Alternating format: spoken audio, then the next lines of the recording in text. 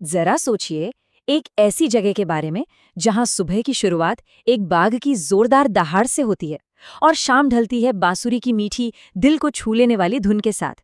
ये कोई कहानी नहीं है, बल्कि भारत के एक बहुत ही अनोखे जिले की हकीकत है। चलिए, आज पीलीभीत की इसी दोहरी पहचान को थोड़ा और करीब से जानते हैं। तो पीलीभीत की कहानी असल में इन्हीं दो अलग अलग दुनियाओं की है। देखिए, एक तरफ तो ये वाइल्ड लाइफ कंजर्वेशन मतलब वन्य जीव संरक्षण का एक चमकता हुआ सितारा है, और वहीं दूसरी तरफ ये कारीगरी और संगीत का एक ऐसा केंद्र है जिसका कोई मुकाबला नहीं। सच कहूं तो ये विरोधाभास ही इसे इतना ज्यादा खास बनाता है।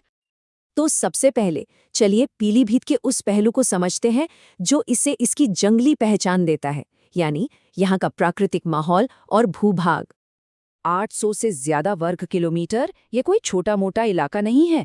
जरा सोचिए, जिले का लगभग 23% हिस्सा घने जंगलों से ढका हुआ है। उप हिमालयी तराई आर्क लैंडस्केप में बसा ये विशाल जंगल ही यहाँ की वाइल्ड लाइफ की जान है। और इन घने साल के जंगलों में रहता कौन कौन है?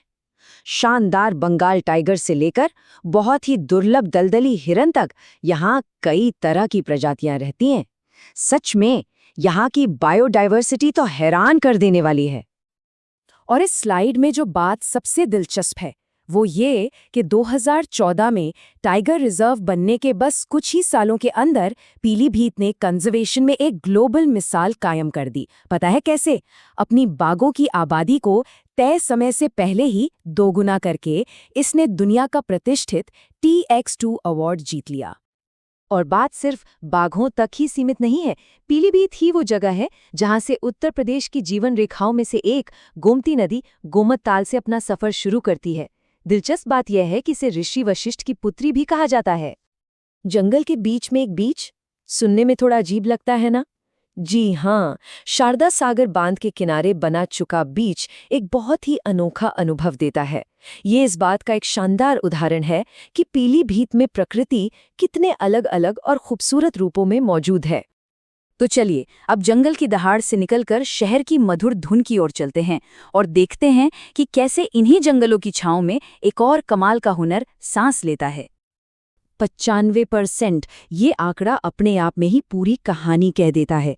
इसका सीधा सा मतलब है कि भारत में बजने वाली लगभग हर बांसुरी का जन्म पीलीभीत की गलियों में ही होता है।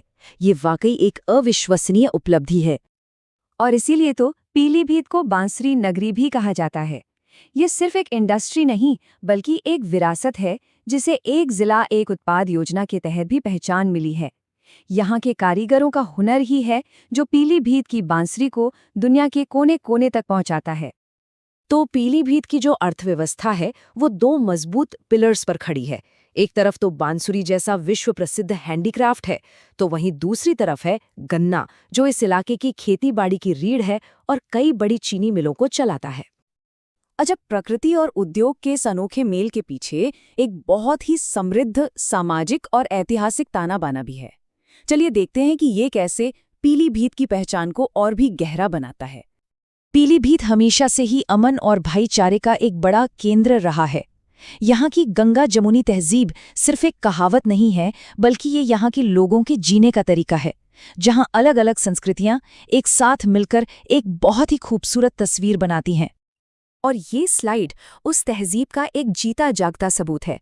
सोचिए, लगभग 250 साल पुराने इस हिंदू मंदिर के जो भव्य दरवाजे हैं, उन्हें एक मुस्लिम शासक हाफिज रहमत खान ने बनवाया था। आर्किटेक्चर का ये संगम पीलीभीत की आत्मा को दिखाता है। इस कल्चरल मिक्स में एक और बहुत जरूरी रंग सिख समुदाय का है।